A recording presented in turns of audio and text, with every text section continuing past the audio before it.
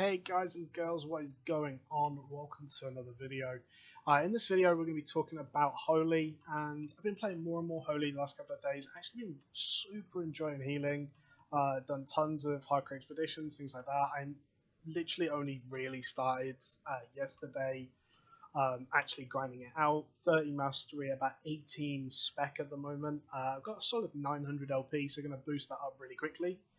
But yeah, I want to talk about my build, the build that I'm running for Holy, because there's a couple of different variations. There isn't too much different, but I think this is honestly about the best you can get. In terms of hardcore expeditions, I think the best thing you can run is probably Mercenary Hood. Now, if you're running IS Secrets, you should run Battle Howl. Why? Because it's another defensive for your tank, because it reduces attack speed. Sorry, just Howl. So it slows everything, does a little bit of damage, and slows their attack speed for a long duration. And that really does make a difference. It doesn't seem like it very often, but it actually does make a huge difference. And if you're running IS Secrets, not too much of an issue on the old energy.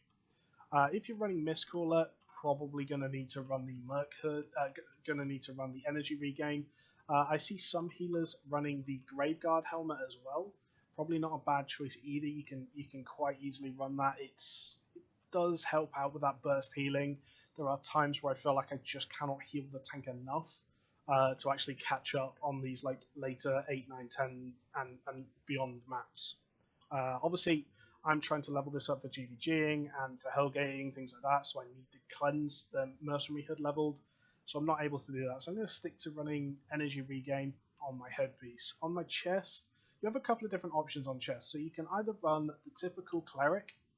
Now, the Cleric gives you a really strong defensive that arguably is probably the best defensive you can get on any armor for a healer. You can run the Druid Robe, which a couple of different things with the Druid Robe. You can run Obsessive Burst, which is a great thing in itself, because ultimately Obsessive Burst allows you just to get some ridiculous healing off. And it really just makes the world of difference. You do have to play a little bit further back, because if you get caught out, you're going to be in a little bit more trouble. But honestly, you should be positioned as a healer, and you should be able to reposition as a healer, so that doesn't happen all too much. Honestly, you shouldn't have too many issues with it. Then you have sort of the Mage Robe, which is what I'm using, which is a little bit more overall healing, but less burst healing. And that for me just suits my playstyle a bit better. I already had spec in Mage Robe, which is kind of another factor to it as well, which has really made a big difference. It does actually help out with the healing a ton. I was healing about the same as, so when I had a 5.2 normal Holy Staff, I was healing about the same as someone running a 6.2 Masterpiece running Cleric, because I had that extra like 13% healing, which does make a huge amount of difference. So yeah, I think honestly I'm going to stick with Mage Robe. The other advantage to running Druid Robe is that you do get the artifact spec, and as we all know, the relic armors are coming soon, and we can spectate as to what's coming on them, but we have to presume they're probably going to be good, and they're also going to be using artifact specialization, which means having the artifact spec already isn't a bad thing to be able to reroll if it is something that's very good. In terms of the boots, honestly, I still think you can probably get away with Assassin boots. I love Assassin boots. Assassin boots are my favourite boots in the game. They have been for a long time, but none of the classes I play can really get away with it. I honestly think Holy probably can, just because you just use them as an immunity rather than anything else. But again, if you want to be safer, Royal's probably your best option.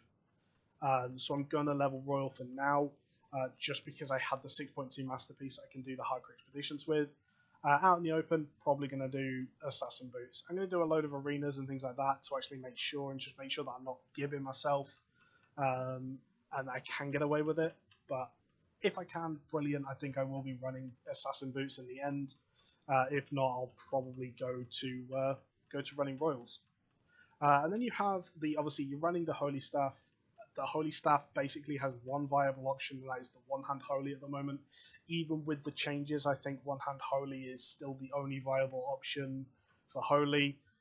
even with the Desperate Prayer nerfs. Nature might come into meta, but not sure yet, so we'll have to wait and see with that one.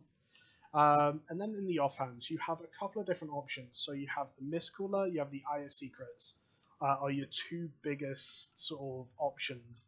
For me, I've been trying both. So you can see I've literally got both here. I was running Eye of Secrets, and I was not having too much of an energy issue at all. Not even running energy potions, but I was actually getting to a point where I was struggling to keep up with healing. And this isn't just for hardcore expeditions. This was in arenas and things like that as well. I was just struggling to keep up with the Mist Cooler, whereas with the Eye of Secrets. Whereas with the Mist Cooler, it does give you a lot more overall healing in a big fight, in a long fight. So for like GvGs, I honestly think Mist Cooler is just better at the moment. But maybe, I mean, you can get away with either. It's kind of a matter of preference. If you want to have a little bit less healing but sustainable, go the Eye of Secrets. If you want to have sort of the burst healing or the faster healing, more output, I would say Mist Cooler is probably a better option. Also can depend on your sort of team comp. If your team comp's a pressure comp, you probably want the Eye of Secrets just to sort of outlast your opponent. If your team's a burst comp, you probably want the Mist Cooler just to be able to stay with your team and keep them topped up.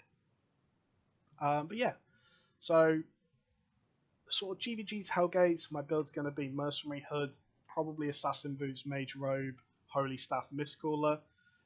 For hardcore expeditions, not much is going to change. Probably going to level the Royal Boots in there just because I can. And then in ZvZs, I'm actually been testing out. So I've been testing out the Fallen Staff, and I've been testing out the Redemption Staff. So one of them is the Hellgate artifact, one of them is the Relic artifact. No one's really used them all too much.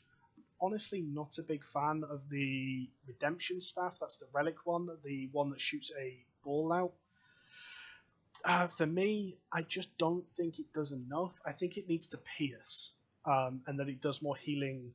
It just gets like a bigger ball, and the more targets it hits, the more healing it does, sort of thing.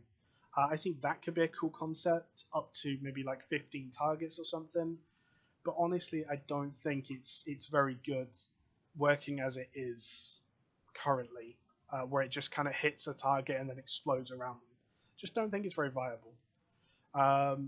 The Fallen Staff, though, if you get good at timing it, and it is very much a matter of timing, you can kind of pin it to be after an engage, because engages in ZvZs are quite short, typically. If you engage and then they counter engage, you can have it down as somewhere for people to run, and it's a full cleanse, a full heal. I mean, it heals so much. Honestly, I've been testing around with that in ZvZs. I do really like it. A lot of people flame me for it. Obviously, Sacred Pulse is quite nice in ZvZs as well. I think Nature still wins out overall. I don't think I could even try to compete with Nature, Wild Staff, and Rampant Staff. But yeah, so that's my thoughts on Holy at the moment in terms of what I think I'm going to be running for Hellgates, GvGs, that sort of thing. I'm kind of looking forward to getting onto the staging server when the new patch comes out, just to see how much difference the Desperate Prayer changes make. Really not looking forward to the fact that I have to now guess when someone's at 30% health. This was an issue I had with Bloodletter, that if you see the bars at the moment, these were actually added quite recently in the last content update.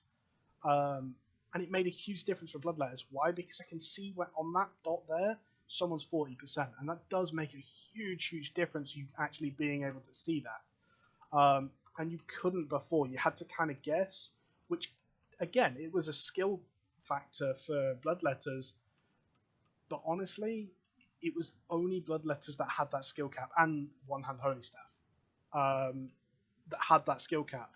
I think the changes means that I have to now start guessing where that midpoint is, and there's going to be times where I get caught out trying to do it exactly on 30%, as people do now, trying to do it on 40%, and they get caught out with it. So it's what it is. Honestly, not sure about Nature yet. I'm going to be doing some testing with Nature. I'm really hoping Nature sort of comes through, because Nature was one of the most fun healing experiences I've had in Albion. So guys, hope you guys have enjoyed the video. Nothing too informative today, just going over sort of my holy build. It's not my holy build, it's the meta holy build at the moment. I don't think I can even try and claim it. It's about as meta as you can get at the moment for holy. But the different choices you can make, just basically TLDR, Druid if you want to be prepared for the future. Otherwise, you've got Mage and Cleric, which are viable options. IO Secrets for sustain, Mistcaller for burst. Other than that, it's not really much to change. Thanks for watching, guys, and catch you later. Goodbye.